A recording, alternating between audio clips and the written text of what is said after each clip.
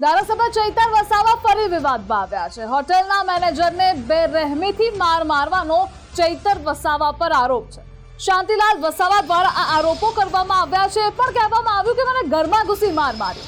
જ્યારે ચૈતર વસાવા કહે છે કે આ આરોપો મને બદનામ કરવા માટેના છે, ષડયંત્ર છે અને ખોટા છે।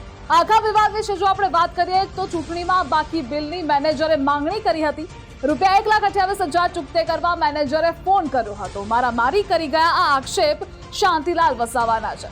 લોકસભા ચૂંટણી દરમિયાન ધારાસભ્ય ચૈતર વસાવા અને તેમના ચૂંટણી પ્રચાર દરમિયાન તેમના પાર્ટીના નેતાઓ તથા કાર્યકર્તાઓ હોટલમાં જમવા આવતા, જ્યારે ધારાસભ્યની અને લોકસભાની ચૂંટણી વખતનું હોટલનું જમવાનું બિલ બાકી છે તે બાબતે ચૈતરભાઈને શાંતિભાઈ ફોન કરતા હતા, પરંતુ ફોન નહોતા ઉપાડતા। તો ચૈતર વસાવાએ કહ્યું કે મેં હોટલમાં પગ પણ નથી મૂક્યો।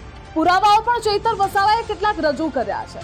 શાંતિલાલ વસાવાની દીકરીના ખાતામાં તેમણે રૂપિયા આપ્યા તેના પુરાવાઓ પણ તેમણે ફોટોઝ છે તે વાયરલ કર્યા છે। જો કે આ બધામાં પોલીસ તપાસ બાદ ખબર પડશે કે હકીકત છે શું, કોણ સાચું છે, ચૈતર વસાવા કે પછી શાંતિલાલ વસાવા। પરંતુ આ બધામાં ચૈતર વસાવાની મુશ્કેલી વધી શકે છે। રાયોટિંગનો વધુ એક ગુનો દાખલ થયો છે।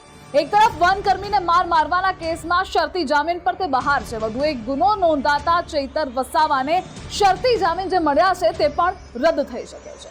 આવી જ અપડેટ્સ માટે આપ જોતા રહો ગુજરાત ફર્સ્ટ।